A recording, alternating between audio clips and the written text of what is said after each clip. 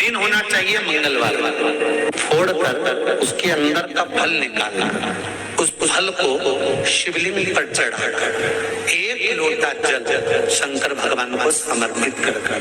दिन होना चाहिए मंगलवार। कौन सा दिन होना चाहिए?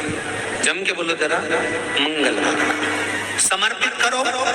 उसके बाद में आप विवाह के लिए अगर समर्पित करे हैं तो विवाह में देरी नहीं होगी। व्यवसाय और व्यापार के लिए या नौकरी के लिए समर्पित करे हैं तो उसमें देरी नहीं होगी। एक पत्र में आया है, सुनिए, बड़ा सुंदर संवाद। शिव महापुराण की कथा कहती है, मंगलवार को अगर शिव जी के मंदिर में, शंकर के मंदिर में जाकर 1 लोटा पानी चढ़ाया जाता है तो हमारे कार्य में उन्नति होती है।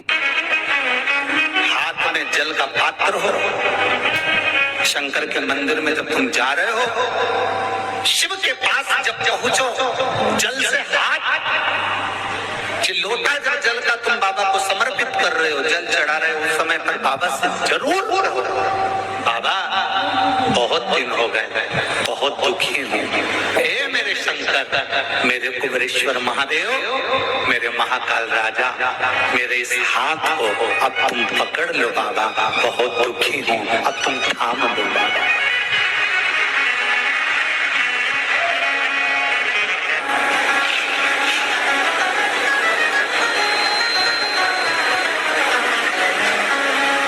महापुराण की कथा यहाँ तक कहती है कि यदि आप कोई मंत्र, साधना, व्रत, उपास कुछ भी नहीं जानते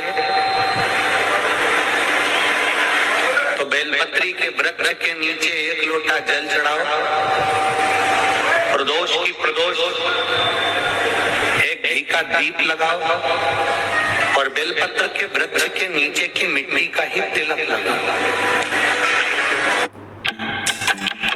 So, what's the plan for today? Bohoshi for my life. वृक्ष के नीचे की मिट्टी का ही तिलक लगाना।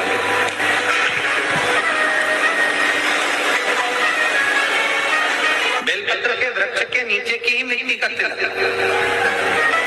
कथा हमको कहती है कि भगवान कभी भी सामग्री का भूखा नहीं रहा, भगवान भोलेनाथ भाव का भूखा रहा।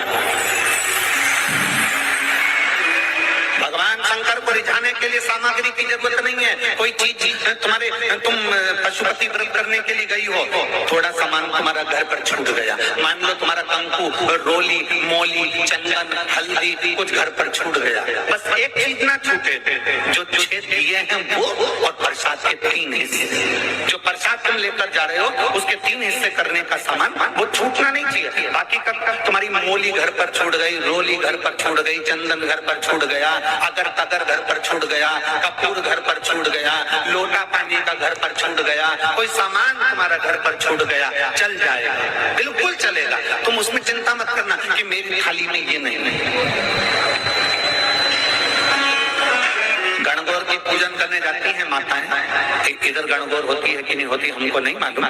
गणगौर की जब पूजन करने माता जाती हैं, तीज का पूजन करने जाती हैं, देवी का पूजन करने जाती हैं, चतुर्थी का पूजन करने जाती हैं, किसी देवी देवता का पूजन करने जाती हैं, पूजन की थाली में दूसरे की थाली में देखती हैं कि बहुत सारा सामान है, मेरी थाली में ये चीज नहीं है, तो उसको याद आती रहती है, मैंने तो भगवान को ये चढ़ाया ही, मैं तो भगवान को ये दे ही नहीं पाई, मैं तो भगवान को ये दे नहीं पाई, मेरे पास तो ये सामान है ही नहीं, उसकी चिंता में लग जाती है। शिव महापुराण की कथा कहती है, जो देवी देवता ने आपके हाथ से बुलवाना था वो सामान देवी देवता ने आपने हाथ से बुलवा लिया, अब चिंता करने की जरूरत नहीं।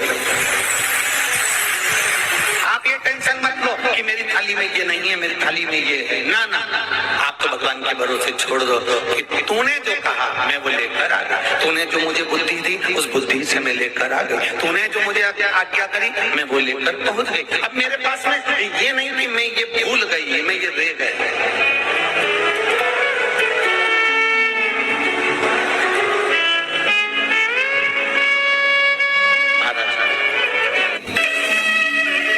नहीं चलता हो, दिक्कत आ रही हो, हनुमान जी के दूसरे नंबर का भाई गतिमान का स्मरण करो, हनुमान जी के उल्टे पांव का सिंदूर लाकर गतिमान का नाम लेकर स्वस्तिक बना दिया जाए व्यापार वाली जगह पर, तो व्यापार अच्छा चलने लगता है महाराज।